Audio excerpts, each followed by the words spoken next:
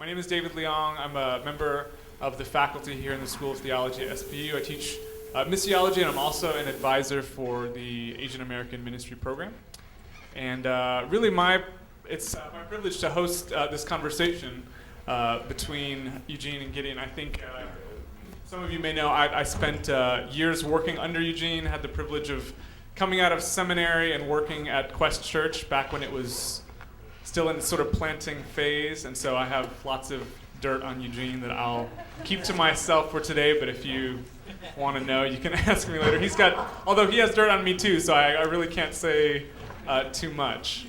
But, and also, I'm going to let them introduce themselves in a moment, but also really excited to have Gideon here from Vox in Austin. When someone first told me that Seattle and Austin were sister cities, I sort of laughed because I thought, what does Texas have to do with Seattle? But then I had a chance a couple years ago to get out to Austin and to visit Vox. I have some family in the area, and I was really just excited to see what was going on there. And of course, Eugene and Gideon know each other. I don't know if you've ever been confused for one another because of the beards and glasses or not, but I think that there's for those of you that are familiar with Quest and Vox, maybe they don't need much of an introduction, but I think there's a lot of exciting things that are happening as far as creativity, entrepreneurship, multi-ethnicity, service to community. There's lots of different things that I think we'll get to today, but I'm going to let them introduce themselves in their own way. And so I guess the first question is an open-ended question, and it's more or less, and either of you can start us off here. The question is just, could you tell us a little bit about your background, your calling to ministry, and then something that is currently happening in your ministry that is exciting for you, that's causing you to really have hope for what the future of Asian American ministry, or maybe just ministry at large, could look like for you. So. I have been mistaken for Gideon, but then sadly I've been mistaken for lots of Asians, which is true. I mean, I can't tell you. I think at least 10 of you here, people have come up to me and called me by your name. Just a few days ago, someone called me Pastor Wayne as well, and so I'll leave it at that. And so my name is Eugene Show, and as David said, and man, time has gone by so quickly because it's been already numerous years since David moved on from Quest to pursue kind of this calling and vocation into PhD work, and here he is on faculty at SPU. I think Gideon and I met many years ago, and the last time was at this conference. We actually roomed together, had lots of fun campfire conversations together. So I'm 40 years old. I have been living in Seattle now for about 15 or so years. Came here in 1997. Was born in Korea, and I guess I am what sociologists would consider a 2.0 or second generation Korean American. I would argue that I might be maybe leaning towards 1.5, if these numbers make any sense to you. So I was born in Korea and immigrated at the age of 6 years old in 1977. I'm the youngest of 3 sons. And classic, I guess, immigrant story, if you will. Our parents didn't get a chance to go to school when they were in Korea, grew up in poverty. They really wanted their children to have access to education. That was probably the single most important driving motivation for their entire life, not just immigration. To give you a little glimpse of that, when I graduated from college as the youngest of 3 sons, my father, who never ever cries, I hate to give these sweeping stereotypes, but he never cries. The only time I had heard him cry was when the 49ers were beat by Dallas Cowboys. There was one little tear that kind of fell down. And when I graduated, he sobbed like a baby. And he said to me in Korean, basically translating it, now that you've graduated, I can die in peace. And it was at that moment that I kind of understood this whole, I guess we'll talk about this tonight, this whole, tiger dad, tiger mom instinct. It's such driving force in our family. I came to faith when I was right after the summer of high school. I actually went to high school with Dr. Bo Lim here. And so we have dirt in a lot of people here, so we can do it. Yeah, so it was right after high school I came to faith. My parents had gone to church like I mean, we know this statistically, this is true, that a lot of Korean Americans, a lot of Asian Americans go to church. So they went to one of the oldest Korean American churches, period, in the mainland. I think it may have been the oldest Korean American church in the mainland, started in 1903. They actually argued with a couple of churches in Hawaii about the oldest church, period, Korean American church. And so I sporadically visited, came to faith. It was in college at UC Davis that I came to a little bit more substantive understanding of this revelation called Jesus. Graduated college early, went straight to seminary, went to Princeton Theological Seminary. And during that time, long story, I decided after 2 years in seminary, I was actually in school with JP, and I have a lot of dirt on JP as well. So this is kind of, I feel like this is like a retreat time where we all share our sins and confessions.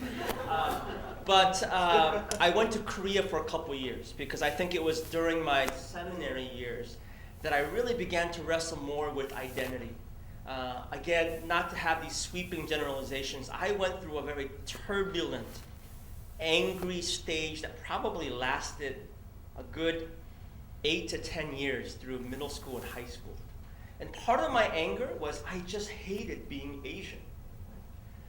Again, sweeping, but I also know this resonates with other folks that I've spoken to. But I just hated being Asian and wrestled with identity. I grew up in pretty much an African American neighborhood in the Mission District in San Francisco. And I think it was in my college years and my seminary years where I really began to wrestle and find peace and actual joy in the sovereignty of God, where I felt like with purpose God made me this way. Going to Korea was part of that journey for me. So I was in Korea for about 1.5 years to kind of relearn my culture, my language. Met my wife in Korea, and I also pastored at a church in Korea. At a church that was, at that time, about 25,000 people. When I left, I thought it was going to go downhill. It's since grown to 75,000 people. It's one of those like massive churches that actually is probably one of the more missional, organic churches I've ever been a part of. And this is kind of where I am now. I planted Quest.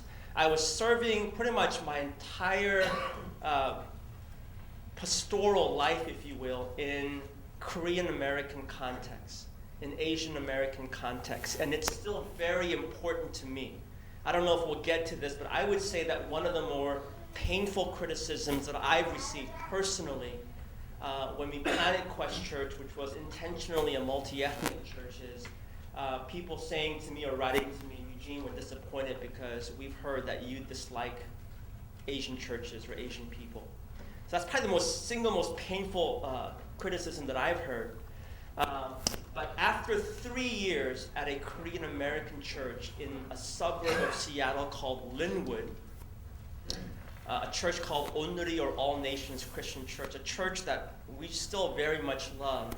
My wife and I felt a sense of calling, if you will, but a calling that wasn't necessarily just divine. It was a lot of just holy discontent as well.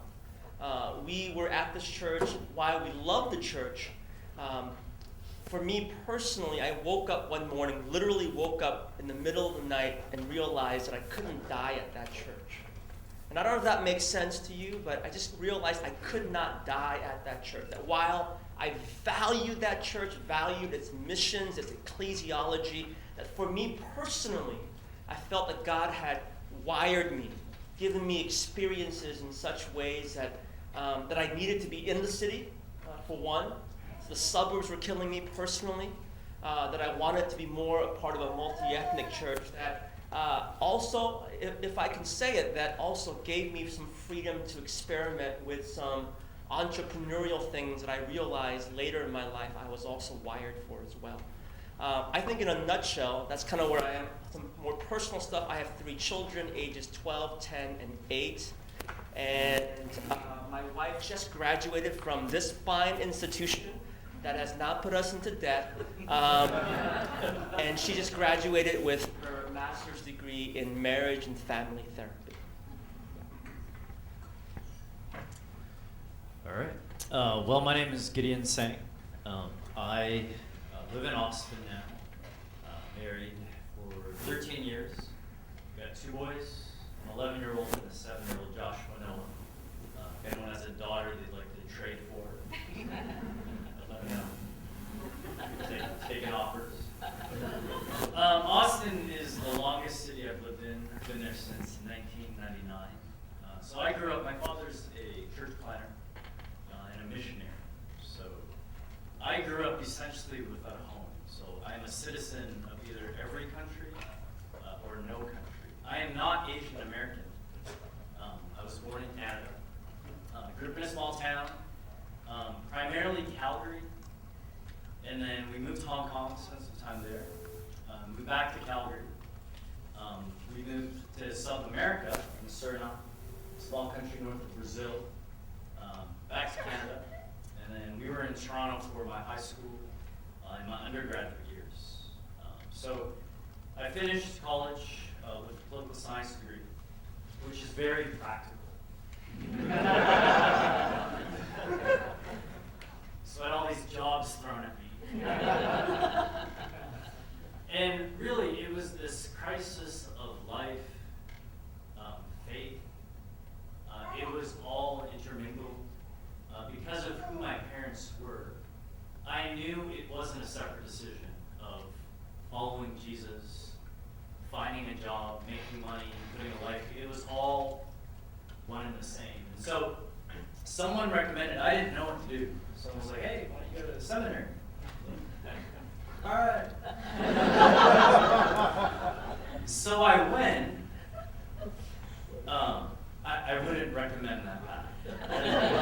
That's a very expensive way of discerning what you want to do. And I showed up at Trinity at TEDS. People are like, hey, you want to be a pastor? I'm like, I don't know. Got to seminary. I didn't like it. I had a tough time. I grew up in Canada, where there really isn't a Christian subculture. You follow Jesus, or you don't. It doesn't come with as much with the language, the books, the whole insular, like American Christian subculture. So I came to seminary in Chicago, and while I was learning, while I was meeting professors that I admired and deeply respected, had a really tough time with the cultural aspects of Christianity. So I was there a couple years. I was invited to Detroit to speak. I was just a seminary student, had never spoken before. And church was like, hey, you want to come speak? I was like, yeah, all right, let's go. I had never spoken, got there, spoke for this little tiny English ministry. The English ministry of this Chinese church was 14 high school students. So I did my best, preached. The elder board sat me down at the end of that retreat, and I was like, oh God, this is not good. They sat me down and said, Gideon, we've been praying for a pastor for the last 5 years. We'd like to call you to be our pastor, and we'll pay for the rest of your seminary. I was like, I didn't hear the first part, I just heard the second part. I was like, I am in. I called my girlfriend, who's not my wife. I was like, hey, I just got a job. She's like, what? Doing what? I was like, go be a pastor. She's like, what? So I moved to Detroit, not knowing whether I wanted to be a pastor. And in these first few weeks of pastoring this English congregation, this EM of 14 students, and I would drive from 14 mile to 13 mile from my little apartment, and there was this sense that, you know, this is what God put me on earth to do. I could do this every day for the rest of my life. And it was almost overwhelming how clear it was. And so we got married, started out in Detroit. We loved it. I had family in Austin at that time. My sister was at UT. My father was pastoring there. I had a relationship with this church, Austin Chinese Church, which is an immigrant church. They reach immigrant families from Hong Kong, Taiwan, China. And there was this, a handful a minority in their leadership, but they were really wrestling with their place in the city. And it was amazing because they realized that they were an important part of the body of Christ, but very specific. They reach immigrant families.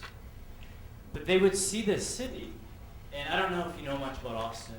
It's got a large school there, a booming tech industry, and then just a lot of creatives, artists, musicians, filmmakers. And they realized that their immigrant church, while necessary and specific, wasn't reaching Austin. And so they gave me a call, and they're like, hey, Gideon, we'd like to plant a church to reach this city. And I was dumb enough and naive enough to say yes. And so it took us about 6 years to actually get the church planted. We planted in 2006, and so here we are. The question that I wanted to move towards, and both of you touched on this,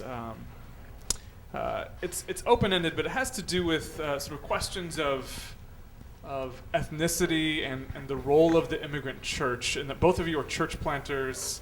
I wonder if you could speak a little bit to this kind of implicit hierarchy that a couple of people have mentioned at the conference so far, this idea that there's sort of the ethnically Asian church, then maybe the Asian American church, and then kind of the multi-ethnic church at the top. I wonder if you could speak to maybe your own process of negotiating that, whether or not you felt like that was something that you were working through, whether or not you think that that's a problematic hierarchy. What were your own personal decisions that went into this process of being nurtured and fed by the immigrant church, and then deciding to, in some ways, not necessarily cut ties, but to move in a new direction? Could you speak to that at all?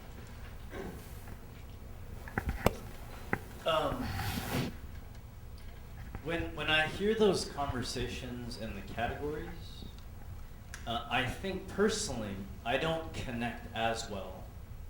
One, because I didn't grow up with those categories. I grew up just in different countries around the world.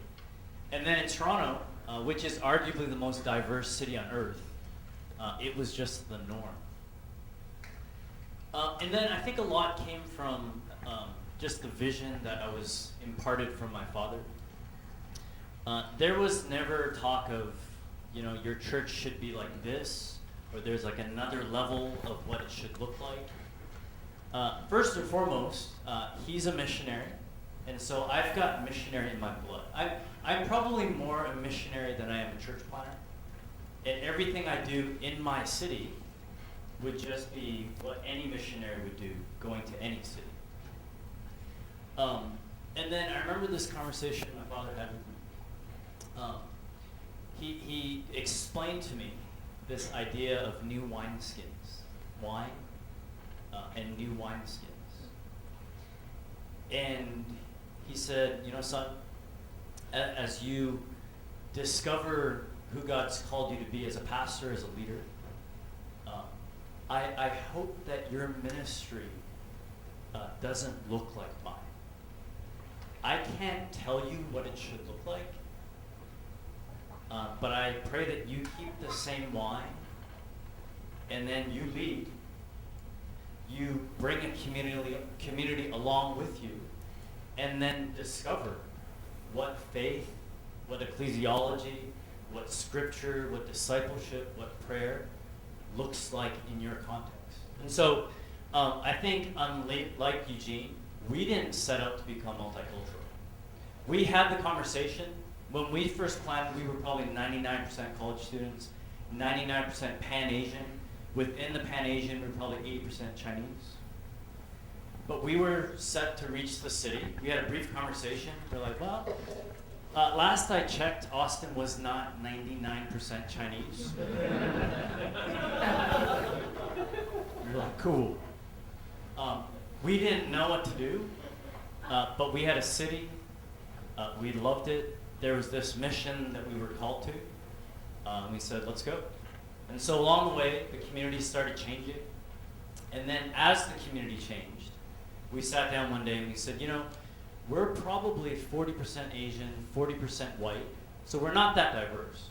20% and a great eclectic mix of everything else. But our leadership wasn't reflective of that. And so we kind of went about it in a passive way and started bringing in leadership that would reflect that. And so for me, the conversation wasn't this hierarchy, immigrant church, multicultural church, Asian American church. It was just new wineskins and a mission. I think there's one of the things that Gideon shared that I think is worth a great conversation in itself is looking at our lives and looking at our city as missionaries. I think this is really what we're struggling with in many ways. I think if we're not careful, we're going to institutionalize to death Asian American churches by having these conferences, these seminaries, these programs, and so forth. And there's something about a deeper theological, scriptural engagement with what does it mean for us to be on mission as part of the larger Missio Dei. Kind of coming to my story, I would say that it's, again, maybe a story that more folks here will resonate with. I think if we're honest, there is a hierarchy.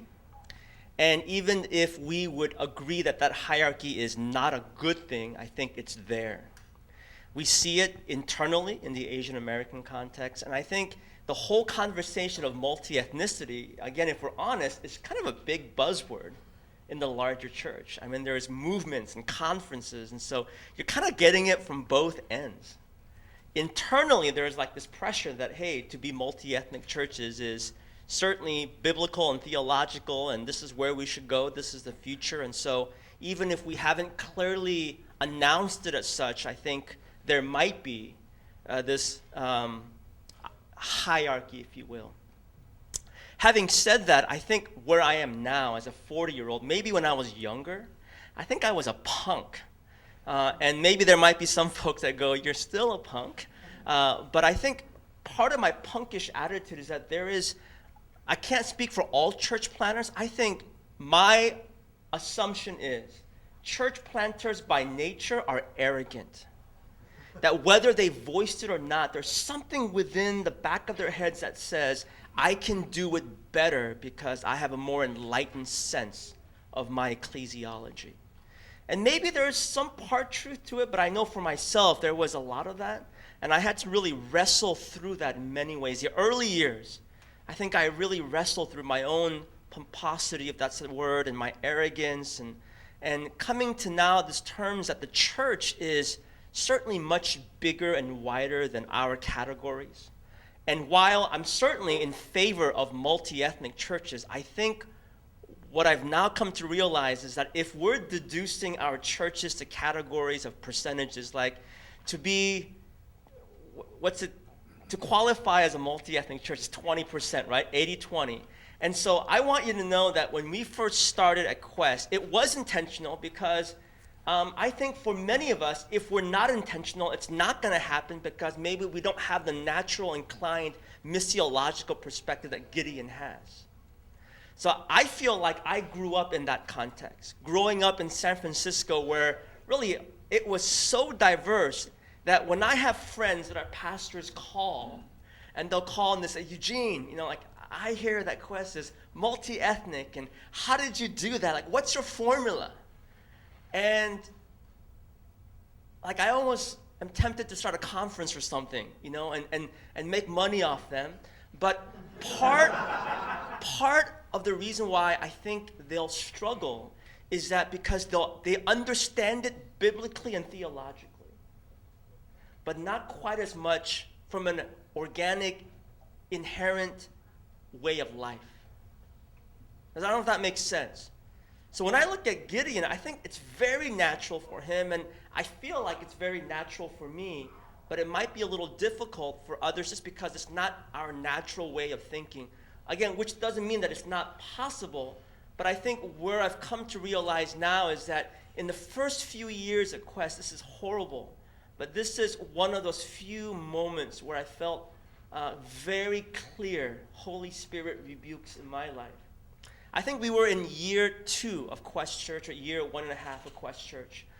We started off with a few folks. We had 7 people in our first gathering. After 6 to 8 months, we had about 30 people. There were 29 Asians and 1 white guy who had a crush on an Asian girl. And there's always, can I say that? Is that okay? And so it was really hard and really laborious to kind of get off in terms of having critical mass and in terms of assembling people. But after a year and a half into our church, I remember this one distinct moment during our services. It's very embarrassing. During communion, I was in the back. I was counting people. And all pastors do when you start off, I think. At least I did. I'm counting people to see how successful I am. So I'm counting people, but I was specifically counting people because multi-ethnicity was such an important vision for me. It had actually grown to become idolatrous for me. It had actually grown to become the most dangerous stumbling block for me. That during communion, I was actually counting the number of people that were non-Asian. And afterwards, I had this great sense of satisfaction. I was so happy. I was literally, I felt like I was just patting myself like, yes, 28.6%. And it was 28.6. I calculated it on my palm at that time when palm existed. And I felt the most distinct sense of rebuke from the Holy Spirit. So what I'm saying is, I think these categories are dangerous if we're simply deducing them into these surface descriptives. And my hope is maybe beyond the statistics, while I think it's a legitimate conversation, is what does it mean to have, I think, the conversation that maybe Gideon indirectly introduced us to about what does it mean to be a good neighbor? Like, regardless what categories we're in, what does it mean to be a good neighbor? What does it mean to be a church that partners and collaborates with our neighborhoods and our cities?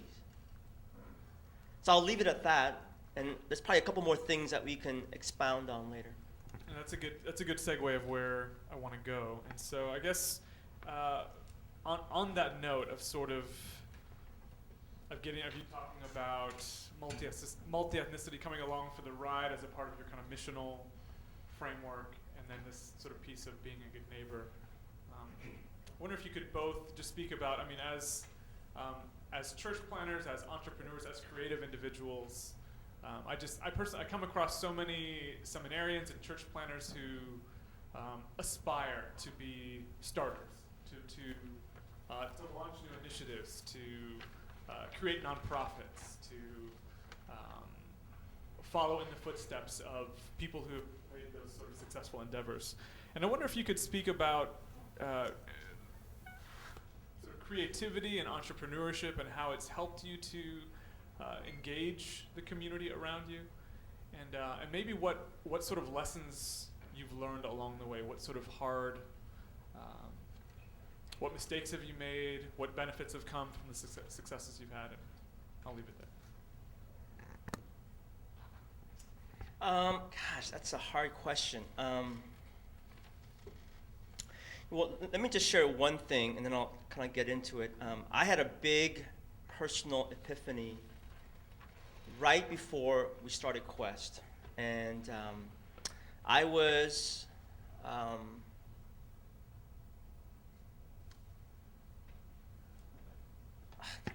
trying to think. I was kayaking at a nearby lake here, called Lake Union. Beautiful Seattle day, like what you're experiencing right now. And I'm kayaking, and I had one of those like special spiritual moments that I cling on to. I don't have that many. I can count on maybe one hand these kind of unique moments that I feel like I've experienced. I loved my experience at this church I was at in the burbs. One of the reasons why I struggled was because I think I just had a difficult time engaging anything outside the church or that particular church. part of it was because it was just growing so fast. I mean, it was the fastest growing ethnic church in the Northwest. The Korean congregation, the English congregation just kind of exploded, and we came to Seattle to help plant the English ministry. But to give you an example of, I think, how myopic our view may have been, we were renting our offices in an apartment complex, and in the 3 years that we were at this apartment complex, it never crossed our staff conversations or minds to actually get to know our physical neighbors in our offices. It never came up in conversation. It was your classic commuter church. And I remember having this moment kayaking in Lake Union where I was looking at the city, and I felt like I was looking at the city of Seattle for the very first time, and it was pretty overwhelming because I felt like God was trying to expand my vision, not just for our church or for our church plant, but having a vision for the larger city of Seattle, which is the reason why when people ask me now, Eugene, what church do you pastor? I'm not trying to sound like a smart aleck, but more often than not, I respond by saying, I pastor Seattle. And then they'll respond by saying, wow, your church is called Seattle. And I'll say, no, my parish is Seattle. And it still doesn't register to them. Like, I don't get it. Your Seattle is called Seattle Parish Church? And I'm like, no, my church, my context, my community that I feel that God's given me the privilege of loving and hating and being in relationship with all together is the city of Seattle. And it's been a huge, overwhelming, at times liberating paradigm shift for me. And because of that, I think if I'm honoring that, then I look at ecclesiology differently than maybe I used to in the previous sense. The whole sense of entrepreneurship, I think we're simply being citizens of our contemporary culture. I mean, this is what people do. I mean, I'm not doing anything different than I think the context and culture that we are currently part of right now. We are part of what I would consider to be the most brilliant generation, but probably the most overrated generation in human history, that we have access to so much. One particular author, I think it was Leonard Sweet, he did some research through his research team, and they said that one edition of the New York Times contained more information than a person in the late 1700s amassed over their entire lifetime. Think about the power or the information and data that we have on our smartphones. So we have access to so much, and I think creativity is just part of the culture that we live in. And so it's certainly very comfortable for me. And I think it resonates with people. But let me just share one thing. My thoughts are jagged. I'll pass it off to the Gideon soon. I think part of the distinction about our generation is that we do a better job telling people what we do and what we think. I don't know if that makes sense. So when I compare myself to my parents' generation, I could say and easily contend that I might be more creative. They may have off the charts supersede me in determination and tenacity, but what I do have that maybe they didn't do as well is I'm a better narcissist. I tell better stories of what our churches do and what I do, for better or for worse. And I'm not saying that in itself is a bad thing, but I mean, we're part of a generation that can tweet and Facebook status and blog and vlog and whatever. And I think our churches are part of that same generation as well. So we are creative, but we're also part of a culture that likes to actually really reward that. And we're kind of hyper narcissists in that way. So I'll stop it at that point, pass it off, and we'll go back. Maybe I'll address the creativity part of it first. I think we've engaged creativity for a couple reasons. One, I'm just right-brained. There's not much left brain in me. But I do think that the church, in the last generation has covered the left brain really well. And they don't need right brain people like me to try to do that for them. So I saw a gap, and it's just how I think, how I view the world, and so our church, is pretty creative, and then part of that I think is the city we live in, and again, it's the mission field. And I am quick to say that what I do in Austin will never ever work in Omaha, Nebraska, or name most cities in the country, but it's specific to our context. And the language we use is, if you go to a lot of multinational corporate stores, right? I could go for a long time with what's wrong with that. But a big part of it is it's destroying culture. Like, you can be in a Walmart in Omaha, Nebraska, and be in a Walmart in Seattle, and you won't know the difference. I would argue that you could go to, pick your box, of an evangelical church, evangelical suburban church, evangelical immigrant church, and you could be anywhere in the country. And what was really important for us as missionaries was that we've seen the negative effects of missionaries importing culture along with the gospel, right? We've seen the detriments in Africa, you can tell lots and lots of stories. And we said, well, we're not going to do that in Austin. And when all's said and done, we want our church to be indigenous, that the gospel will be told in indigenous stories. And so for us, it just happened to be creative right-brain culture. I would say, though, we've moved away from that slightly. I would say if you were to have asked us in 2006, what's your vision, what's your current group? Have you guys heard the book, The Rise of the Creative Class, Richard Florida? There's this book that says there's a handful of people in these creative cities, Boston, San Francisco, Austin, Geneva, Melbourne, that are shaping the zeitgeist and the culture of this next generation. And so we thought, hey, they've named Austin, let's reach Austin, then we'll change culture. We've learned that idea is great on paper, right? And it's been prevalent. In every empire, that idea of the gospel has been prevalent. Let's go to the top, change the top, and it'll trickle down. It's a great idea in theory, but I would say you'd be hard-pressed to find good evidence of that in church history and in Scripture.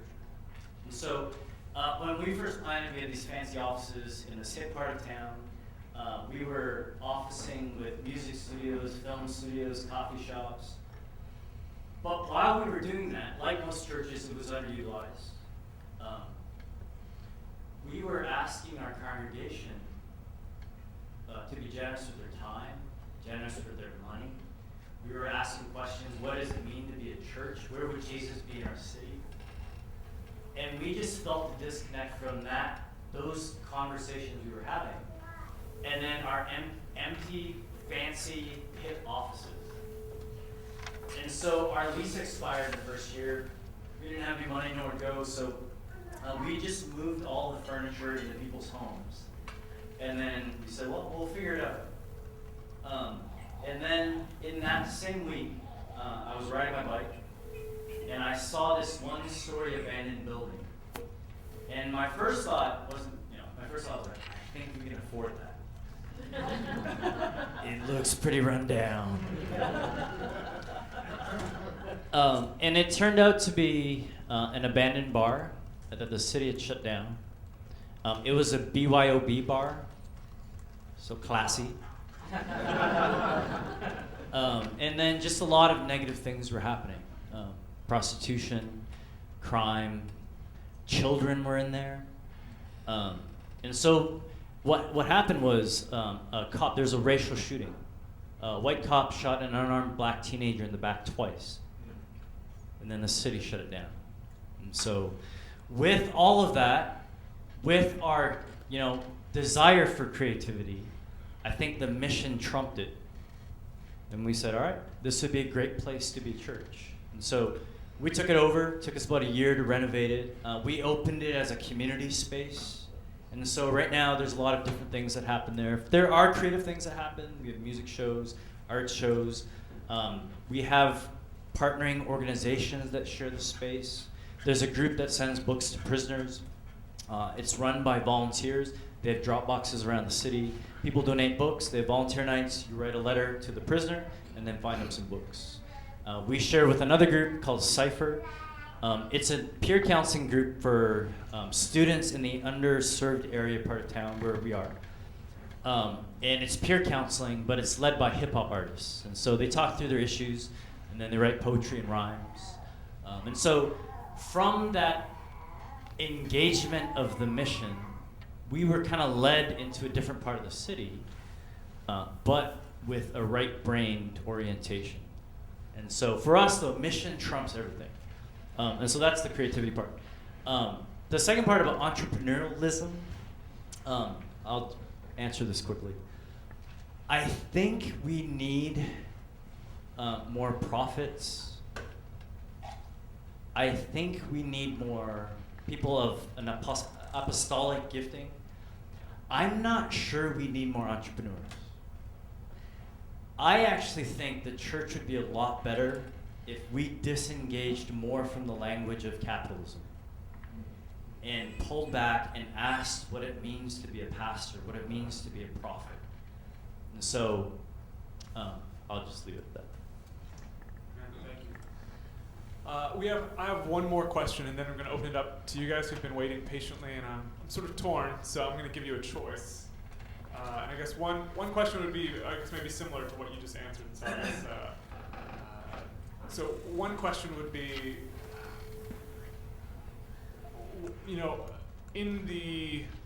as evangelicals have recovered this desire to live out ministries of compassion and justice, there seems to be a lot of, I feel like evangelicals are almost kind of enamored with this idea, but maybe not always as willing to take the steps to actually put that into practice.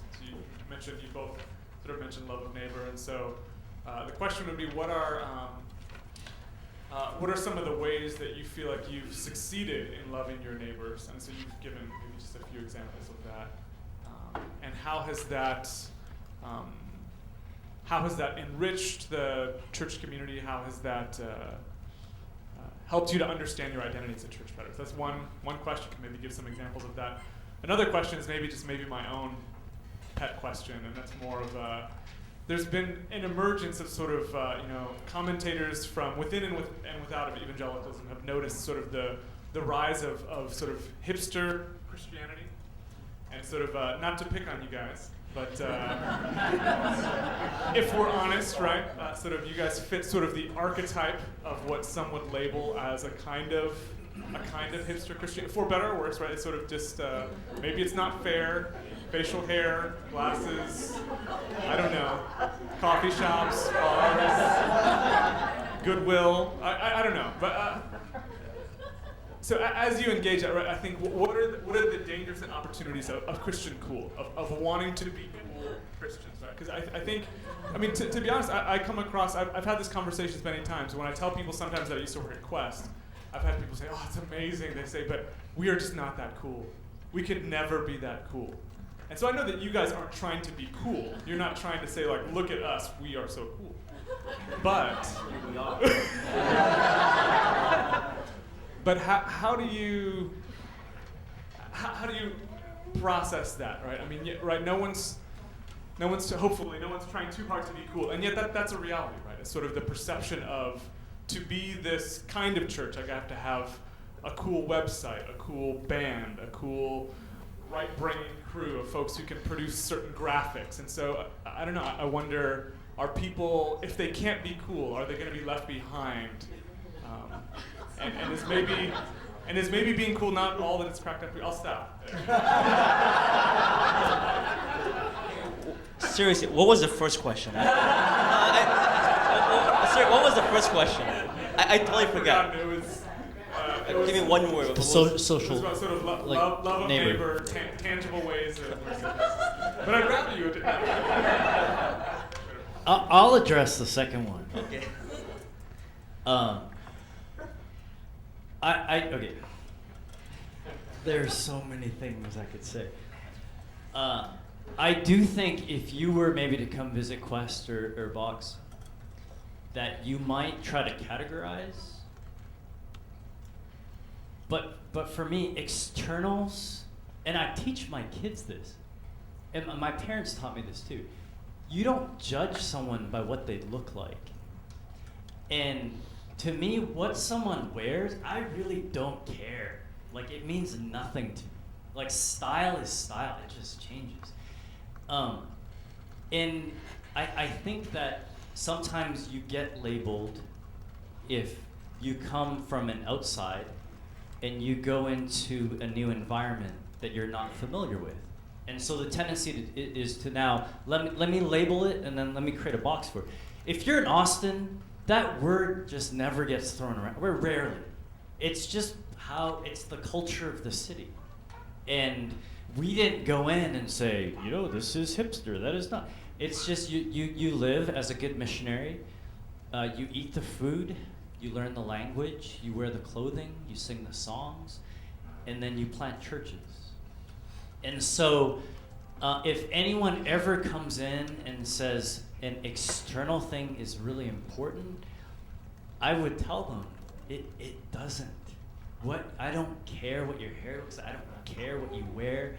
And I think Jesus had a few things to say about the heart, and so that's fine.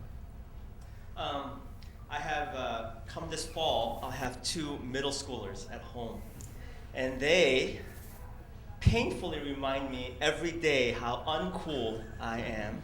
So I actually hear the opposite, but I do understand, Dave, what you're saying, and I think it's, even though it may, in light of what Gideon said, I think it's a good conversation.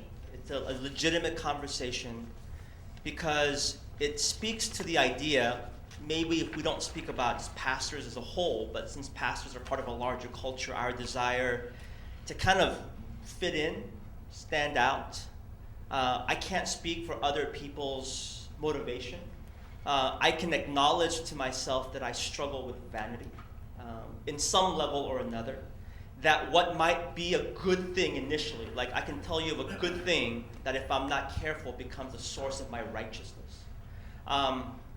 My family shops at Goodwill.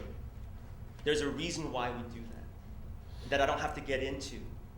But that can and has, on occasion, reared its ugly head in my heart or in sermons in some way.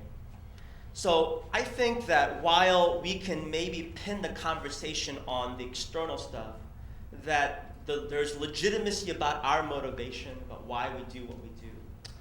Having said that, I would personally say, whether it's myself or Quest, it's not a very important thing. 10 years ago, I can tell you right now, it was an important thing. It was an obsession for me, where I wanted to really stand apart. And I think I needed to kind of go through some personal repentance and introspection. But 10 years ago when we got started, the idea of being cool and sticking out and standing out really mattered. And maybe it's the fact that as I've hit 40 and ruptured both my Achilles and dislocated my shoulders and gained 50 pounds in the last 7 years. I'm not sure what it is, but it's just not that important to me anymore. We've had numerous visitors come to Quest. And this happens all the time. I don't know who you're talking to, but the visitors that come, they walk away very disappointed. And it's kind of a cool thing now. I mean, I just said that again. It's kind of what gives me joy. That we don't spend a lot of time trying to fabricate or imitate or concoct our sense of coolness. So what I have to be careful about now is trying to maybe manipulate that to become my righteousness. We had a congregant that came to our church and wrote an email saying how disappointed they were. That from what they read online, on my blog or on our website, And here's the thing, everything looks better on paper. Whether it's books, whether it's websites, whether it's blogs. And this person walked away very disappointed. And thankfully, they stuck it out. And she's actually one of our pastors now, is married to Dr. Brian Bantam, who is a professor here at SPU. So, I think it's a legitimate conversation and blah, blah, blah. I think in terms of the more important question that you asked about an expression of what it means to be a good neighbor, I really wrestle with that too, and here's why. And you and I think, have had conversations about this. Man, this is tough because I'm trying to do both. Like, I want to personally live this out in my own life, and I want institutionally for Quest Church to live that out. And there are times I'll sacrifice my personal living out because I'm trying to ensure that our church is able to live it out. And there are times I hide behind that. I don't know if that makes sense. So I know that our church is being good neighbors, but I'm so wrapped up in ensuring that there are times I fail in my personal responsibility and privilege of loving my own neighbors as well. And that scares me because I feel like I'm becoming professional clergy, if you will. And so I have to be very intentional about that. I'll give you an example. We stress being in community groups at our church. I'm not in a community group personally. And that's been a source of a lot of conflict. Why am I not in a C group? And I'll say, well, I get to meet with all the pastors once a week. That's our C group.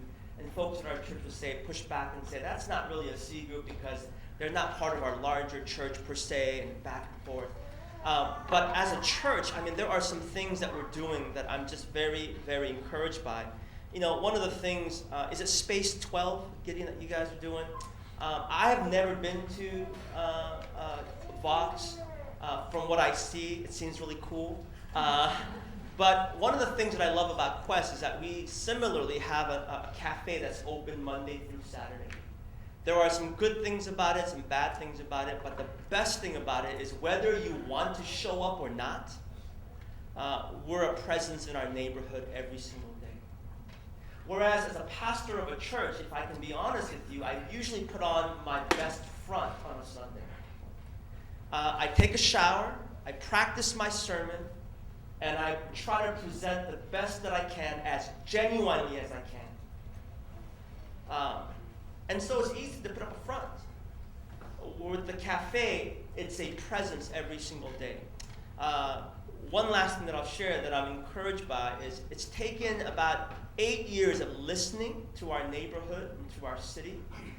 8 years of some collaboration, but about 6 months ago, we finally gave birth to a homeless advocacy center in a town called Ballard, which is close by to Queen Anne.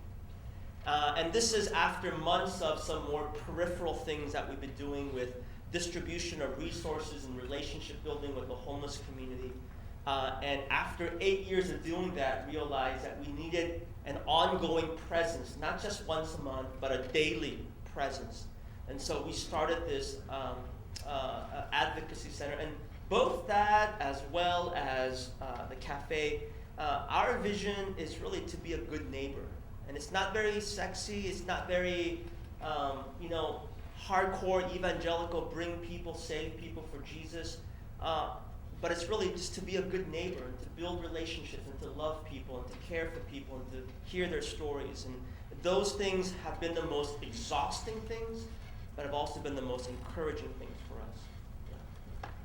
Yeah. You want to add anything? Sure. Just one quick with the neighbor. Maybe I'll talk from a personal experience and then talk about my hopes and my concerns for our congregation. So we talked a lot about it when we were planning church. It's language we use often. It became very personal for my wife and my family. And the story, it's so cliche, it's almost embarrassing to tell. But we were serving in an underserved part of the city. We would talk about on a Sunday what it means to be a good neighbor. my wife and I, we would drive out of it. And we just felt a disconnect that I don't know what kind of neighbors we were being, tutoring, serving, and then driving out. So there was this personal tug for our own family to move into that neighborhood. For a year we didn't. Our main concern was our boys' education. They were going to school that was a 9 out of 10. We were serving in a school that was a 3. And so we went a year without doing anything. One night, after our liturgy, my wife and I were sitting there, and we just said, we're leading this community, and we've sensed this tug of the Holy Spirit. It's hard. It's subjective, right? Is it the Holy Spirit? We don't know. We said, well, we need to at least try. We'll ask God to close doors, and if not, we won't. So the next day we called a realtor, and then several things happened. There was this attorney in our community, and he was always very negative and very antagonistic to everything. And I called the realtor, we set an appointment. He called me later that day, and he was like, hey, Gideon, let's grab lunch. And I was like, all right, grab lunch, share more of your concerns with me. Those are excellent lunches, by the way. And then we went out, and he said, hey, Gideon, I heard you're thinking about moving. I said, well, I had never talked about it community-wide, never from the pulpit. I told some friends, and I said, yeah, how did you hear? And then, I was waiting for the criticism to come. And then he looked over at me. He said, Gideon, if you're serious about this, I'd like to buy 2 homes near you so that people in the congregation can come with. And so when he said that, my jaw dropped, mainly because it was him. So to make a long story short, so we moved. 15 other families said, hey, if you're going, we're coming too. So this was all in hopes to be a good neighbor, right? So on a Sunday, Pastor Gideon would be preaching, you need to love God, love your neighbor. We had just moved in. It was 2 weeks into our new home. We were new to the neighborhood. It was around midnight, and we hear our front gate open. And I look over at my wife, and we're watching. Well, that's strange. It's like midnight. Who's coming to visit? We hear these steps come up our door, and this loud thump, like boom, boom, boom. And my wife looks at me, and she goes, do something. I said, all right, I'm on it. So I turn off all the lights.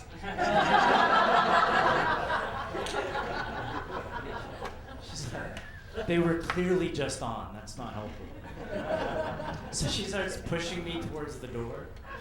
And then I open the door, and some guy was like, yo, somebody hit your car, come out quick. And I was like, okay, what's going on here? So I step outside, and then I hear the door click behind me, and then lock. I was like, so he runs out to the car, and he's like, somebody hit your car. And then, sure enough, somebody had. And then the story gets weird. He now jumps on his bicycle, and then goes, follow me, he's down here. And I was like, okay, did you hit my car? You trying to lure me into my house? You're gonna kidnap my wife and kids? What's going on? So I call my buddy, he comes and sits at the house. I follow him, we make a left turn, a right turn, a right turn. And then I pull into a cul-de-sac with all these police cars with their lights flashing. And this is what had happened. They were sitting across the street.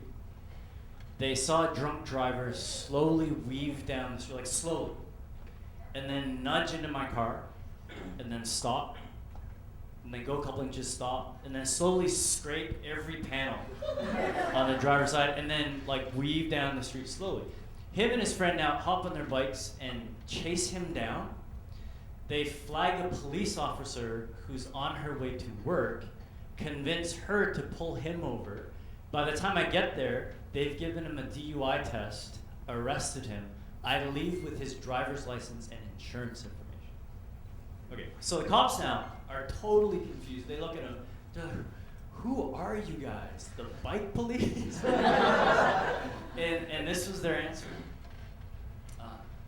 No, man, we're just his neighbor. You gotta watch your neighbor's back. And, we had spent months talking about what does it mean to be a good neighbor. And since moving in, since starting Space 12, since, everything we've experienced, I would say we've learned more from that community about what it means to be a neighbor than we've been good neighbors ourselves. Okay? So that's kind of personal experience. So the hope then for our congregation, let me share a concern first. So the concern now is that people hear this and they go, oh, okay, I'm going to go move now too, or I'm going to go do this. And I think our hope is in the story of the Good Samaritan. That first, I think you can read the story like this, that a part of this story is that we're the ones left half dead on the ground. Jesus, whom we've made our enemy, comes and rescues us and nurses us to life. And then in the story, he goes, go and do likewise. And I think the danger is we just go without being Samaritaned by Jesus first. And if you just go and you just do what someone else tells you, that's just religion. And for us, out of a response of what Jesus has done for us, and then live as the church in our city. So, I think that's our hope. Well, thank you both for your comments. And so we have a little time to hear questions from you. I think there's a mic to be passed around, so the floor is open to you.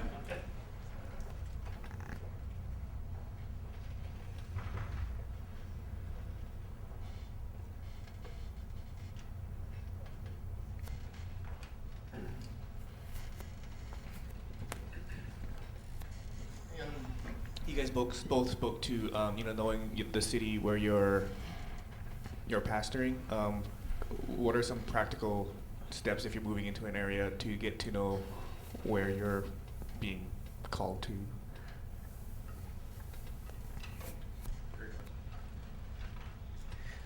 Thank you, Randall. Randall is a future church planter. He's on staff at our church, actually, and he'll be planting a church most likely in Hawaii. And so I've already signed up for that church plant. I think initially there's something about being good listeners. And I think maybe that's what Gideon was also speaking to. And I think for us as Christians or religious people with power, and that's what Christians have, despite the fact that sometimes we think we're martyrs. We have a lot of power, and so we don't always listen well. And surprisingly, it's not just Christians. Like in Seattle, I've had a really hard time getting to know my neighbors. I just assumed that when you're new to a neighborhood, that people would come and knock on your door and say, hello, welcome to the neighborhood, here's some kimchi, or whatever it might be, and it's just not happened at all anywhere that we go. And so we've had to really be intentional in knocking on people's doors, introducing ourselves, and looking at strategic, or that's awful, looking at just good ways to connect with people beyond cursory conversations. But I think similarly with the church, I think there are some ways that you get to kind of know your immediate neighbors in the area. When Quest got started, we did some research, literally a mile radius of our church, to see what our neighbors look like in all the different sociological perspectives as well. And the other things that I know I try to do is just be very in tune with what's going on in the larger city of Seattle. Whether it's the mayor's office, whether it's city councils, those are some of the things that I seek to do, and I know that our larger pastoral staff, there's a few ways that they're connected. Pastor Ray, one of our associate pastors, is deeply connected with our neighborhood council. Pastor Deanza is connected with the mayor's office in relationship with issues of homelessness. So it doesn't surprise us that on occasion it's the mayor's office that contacts us and says, I know that you guys care for the city as well. We have these things that are going on. Would you be willing to host this conversation or this meeting on your campus? Those are some of the practical things that I think we do and that I try to do to better be connected. I think as a result of that, there are some folks that would never come to Quest, would never go to church, right? And we have many folks like that would always begin their conversation with me in that way. They'll say, Eugene, I would never go to your church because I'll never go to church, but I know that you care for our neighborhood and you care for our larger city. And I think that's a result of just years and years of relationship building. That's what I would say initially. I would say just make friends. Humanize issues. So if you're talking about women and leadership, don't talk about women.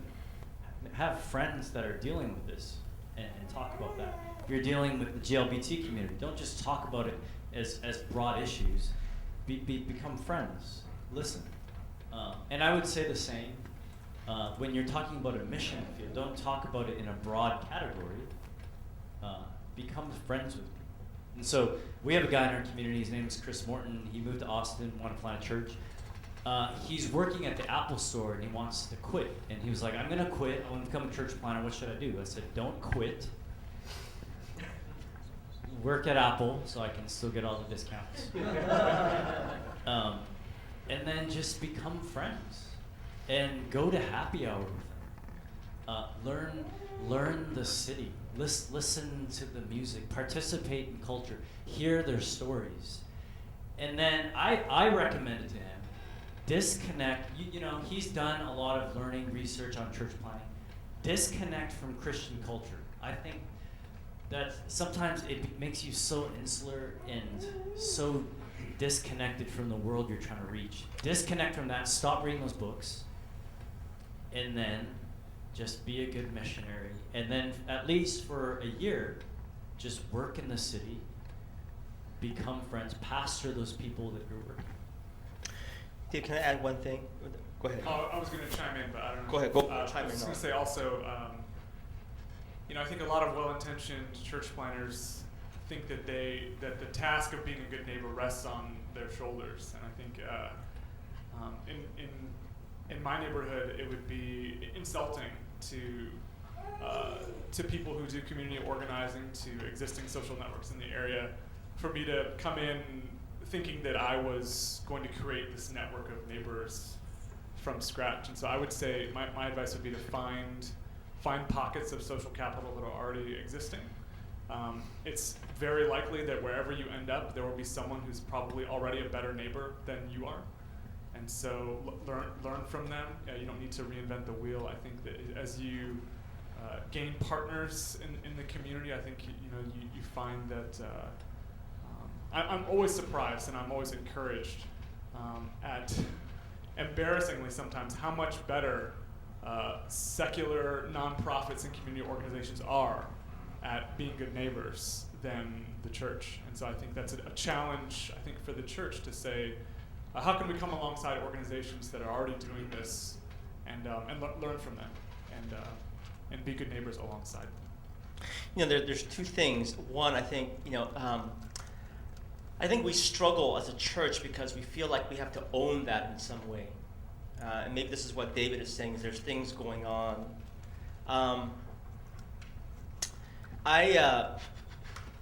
David was talking about this earlier, I think. Maybe it was Gideon. One of these Asians. But, part of, I think, what people are struggling with, and I struggle with now, is that I think pastors are expected, or we've elevated descriptions of pastors that include them wearing many, many hats. I'm part of that problem in some ways.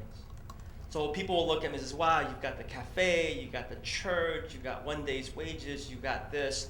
And I'm taking a sabbatical beginning next week. Gideon's in sabbatical right now. And I think one of the things that I have to really examine, wait a minute, what are you doing here? One of the things that I have to really examine is, by doing so much, am I taking away from the core of who I am and what God's calling me to be in all that mystery? And I think one of the things that maybe gets lost out in the many hats that I struggle with is to be a good friend and to be a good neighbor. And to be a good friend and a good neighbor, that I think all of us we all have to wrestle with this. And I wrestle with this with every interaction that I have, even to this day, is what's my secret agenda here? I have to ask myself this question because I do have an agenda. And I have to make sure that my agenda isn't ultimately to get this person to come to my church and to be a part of the empire that I'm building sometimes. So I think we really have to be careful with that. And I wrestle with, how did Jesus process that? And I don't know if others struggle with that, but we have to ask ourselves, does being a good friend, does that mean that, how do we engage that question about what's our secret agenda here?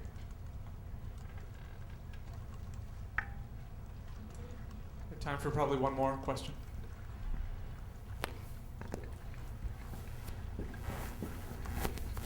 Identity has been such identity formation for Asian Americans. It's been a big topic over the last days, particularly with both you being in lead roles in your church and having folks who are not Asian American or Asian background. How does your ethnic identity come into play in your pastoral relationships with folks who don't share that background? I actually think Eugene does this really well, so I'm going to let him respond. I actually think David does this really well. And so I'm going to have him respond. Gosh.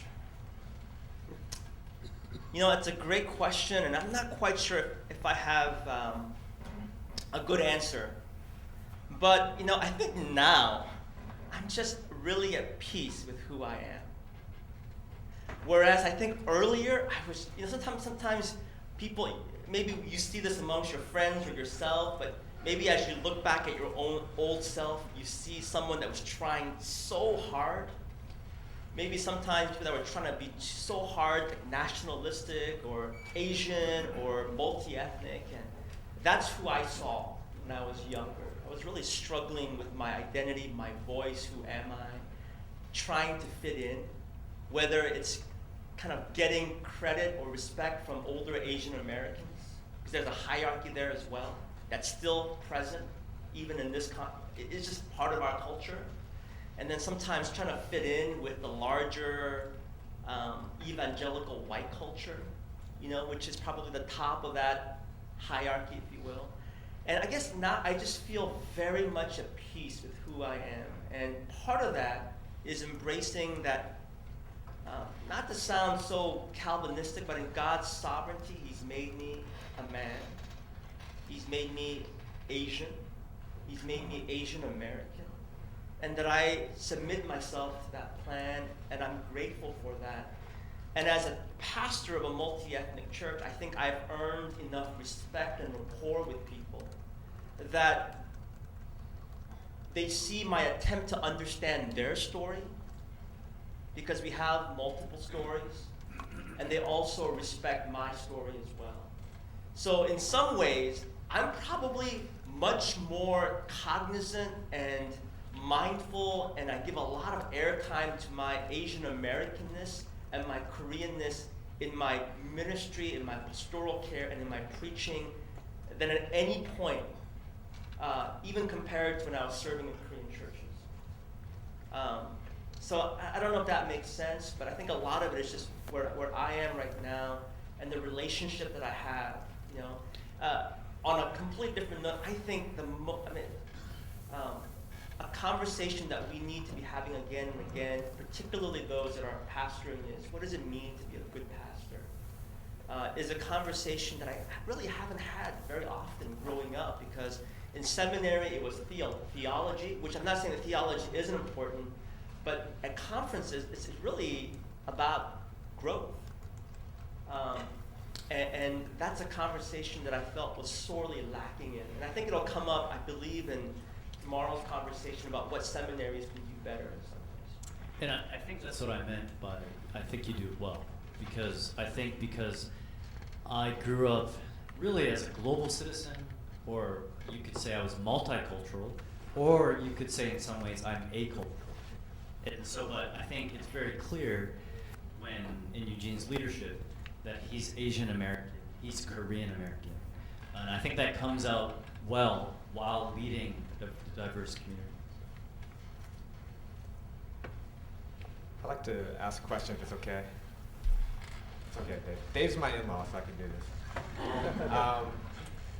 Eugene and Gideon, you guys are both pastors of a multi-ethnic community, and previously been pastors of a ethnic or immigrant church. For myself, I've been to both types of churches. Right now, full disclosure, I'm at Quest, and previously I've been at other churches which were more single ethnic dominated.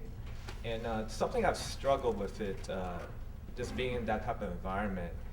Myself, I'm Chinese, but I was born in Korea, so I was a foreigner in Korea, and I immigrated here in the U.S. So I was somewhat of a foreigner here. So I've sort of resisted these labels and this idea of being sort of stuck in one place or one particular group of people with a very strong identification of a single ethnic group. So I wonder if you could speak to that tension of that subculture within the church and sort of how you've been able to resolve that when you were pastors of those ethnic and immigrant churches. And I would say I relate well and identify with what you just described. That I'm a mutt, and I don't fit in, but I connect well with, post-racial theory. Like I resonate with that. But I think how I've always rationalized it, or not rationalized it, but I'm at peace with it. I think that you need it all, and you need different types of churches for different types of mission fields and communities. And so we need immigrant churches. And my friends who are pastors EM pastors in immigrant churches, man, that is a tough job. They do it amazing, and we need them. And then you need Asian American churches, and you need churches that are maybe even more specific, which is what I would describe myself with. So I don't see them as mutually exclusive.